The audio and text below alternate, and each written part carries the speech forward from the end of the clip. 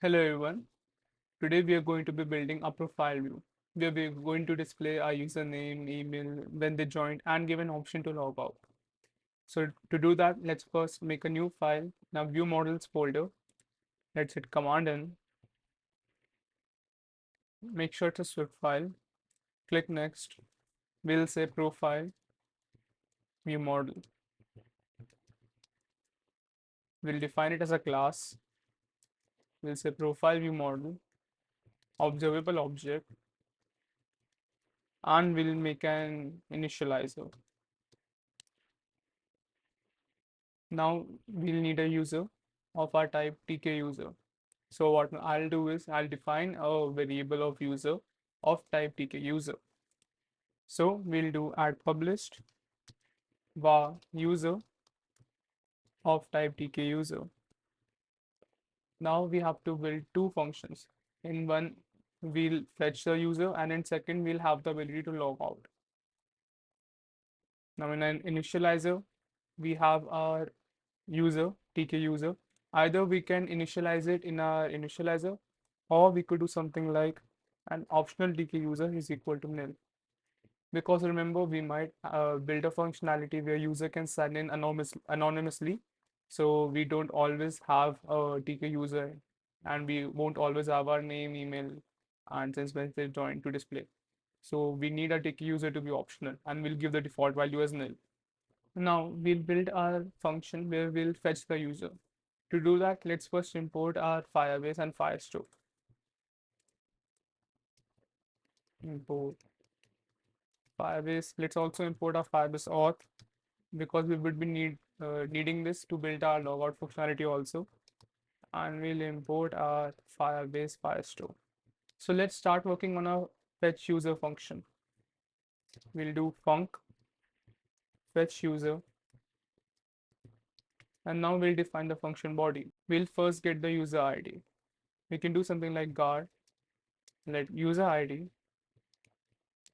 is equal to auth dot current user, and it will be an optional dot uid, else will return nil. Or you don't even need to return nil, you'll simply just return. So we have a user ID now.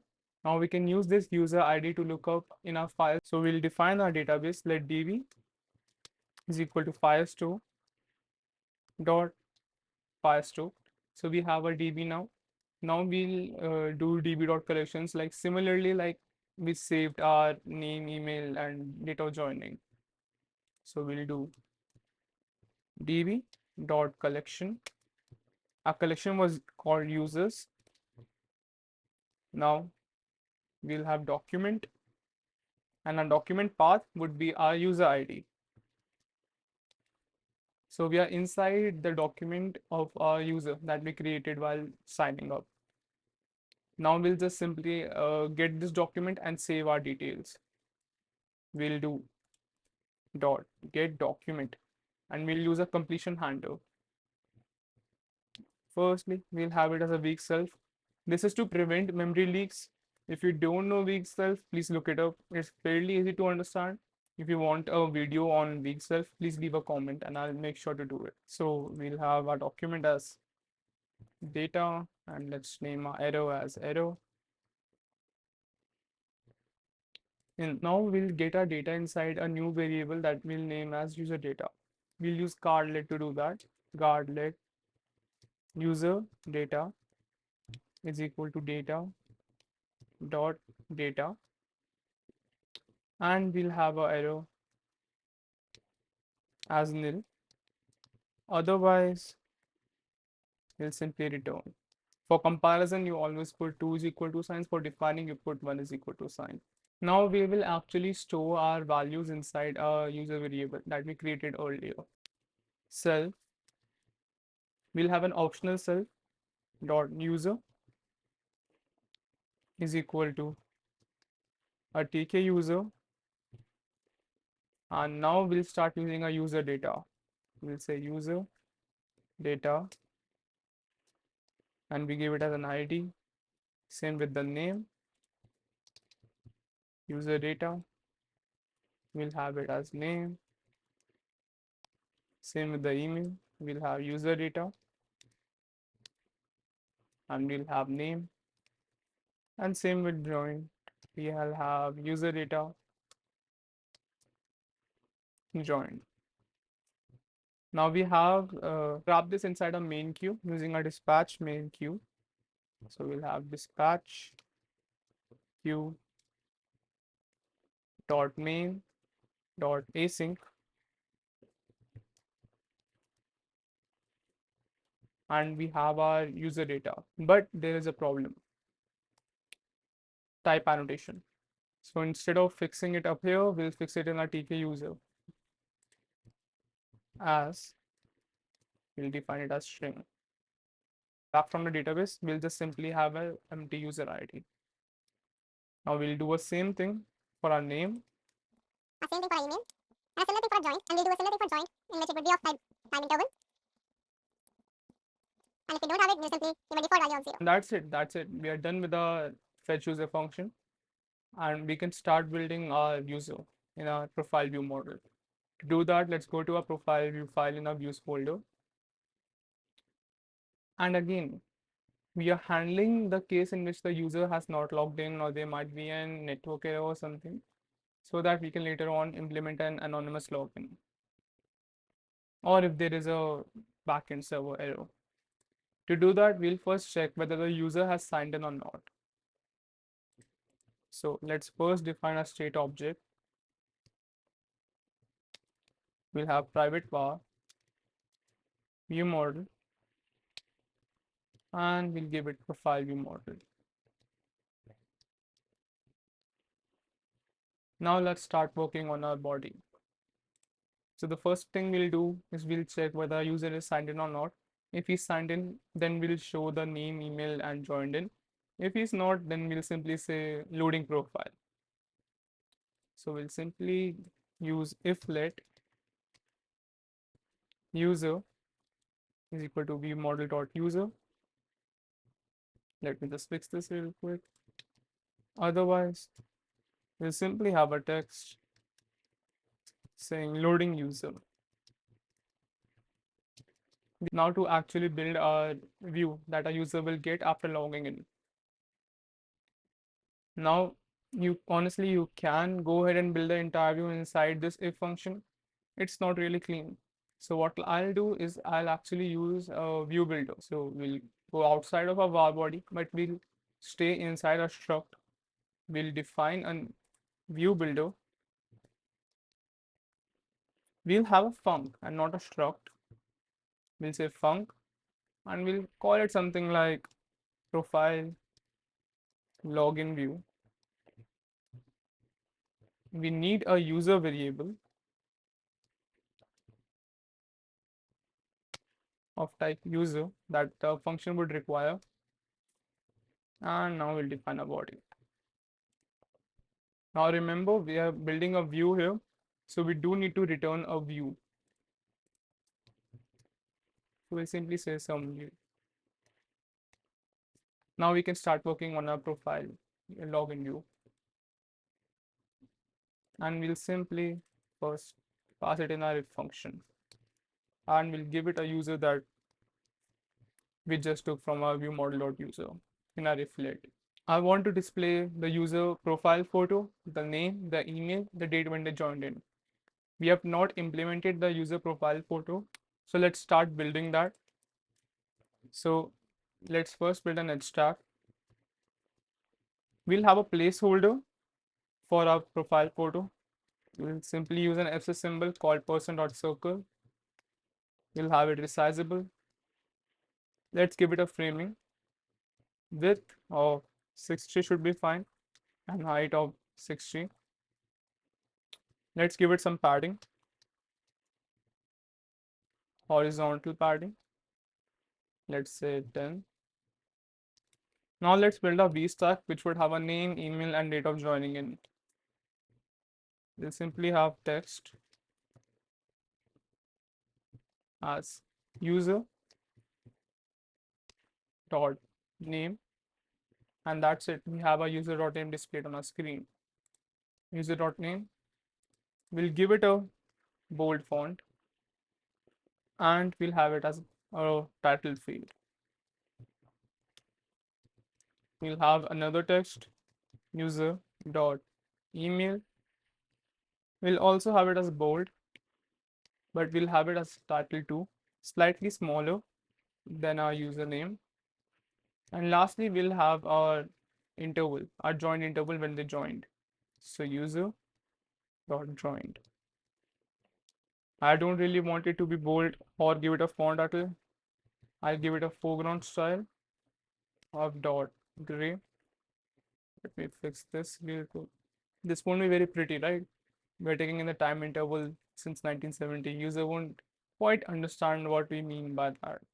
So what we'll do is we'll convert it into a normal date. How do we do that?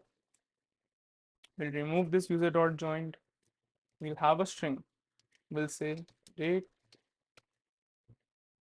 of joining. We'll use a string interpolation. We'll have date. We'll have time intervals in 1970. And now we can do user dot joined. So now we have the date of joining of our user. We have a name, email, and date of joining, and our image. We'll simply now give it some padding. Let's give it a padding of top because I don't really want it all the way top of the screen. I want to leave some space between the navbar and our top profile view. So that's it. We have built a profile view, but we do need a logout button. And this page is generally where your settings would go. We won't be implementing settings or something like about us, terms and conditions page in this series, but it's fairly easy to do so. Please do that. The whole point of the series is after completing the series, you go on and extend this project and expand your ideas and expand the functionality. So to build our logout function, let's go to a profile view model. Let's go outside of our fetch user function. Let's build a new function called func sign out. Now this is fairly simple. This would remain the same code even if you signed in using email, Google, or Apple. You can very simply say do try auth auth dot sign out. That's it. In case we have an error in this, we'll use a catch and we'll simply say print could not sign out. Again, there are ways to implement this error better. And now we can simply go to our profile view. We'll build a button. But to do that, we'll first wrap this entire H stack in a V stack so that it's much easier to build our button. We'll have a spacer. So our button is at the end of our page and our entire stack, which contains the user details, is on the top of the page. We'll define a button. We'll have a label. The button functionality would be view model dot sign out and the label. Now I want you to pause the screen and build out the label yourselves. Let's start building. Restart. Again, you can try this on your own. It's not important to have the same code as mine, especially for the UI. Let's have a rectangle, or rather a rounded rectangle. Let's give it a corner radius of 25 is fine. Now we'll give it a frame where we'll define a width and a height. We'll say dot frame width.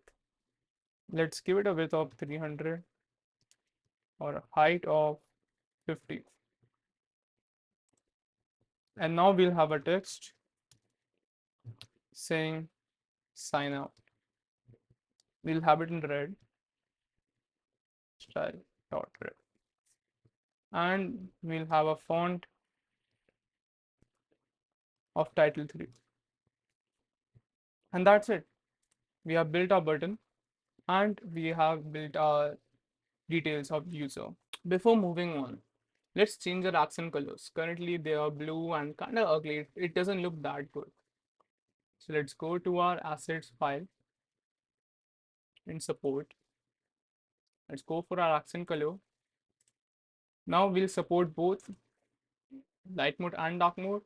For light mode, I think black should be fine, or rather, let's go with tungsten. And for dark mode, let's have snow color, basically white. And we can even customize our screen further. I close this window. I'll go back to our profile view. And currently, it would have a white background if a light mode and dark background if it's in dark mode. But I kind of want to use the pink color that we have defined. So what I'll do is I'll wrap this entire logic in a Z stack. There are other ways to do that. Please go ahead and try. I'll simply say color dot custom pink color and we'll give it an custom pink color and we'll give it an opacity of 0.2. I don't want it to be too bold. Yeah, that looks fine. But you can see we are accounting for the edges. To remove that, we'll simply say ignore safe area edges dot all. Yep, now the entire screen is pink, which I like. We are having the loading user in our canvas because we haven't signed in with Firebase in our canvas and I don't think we can. But you can in a simulator and on a real device. So go ahead, test it out, improve the UI, and that's all from my side.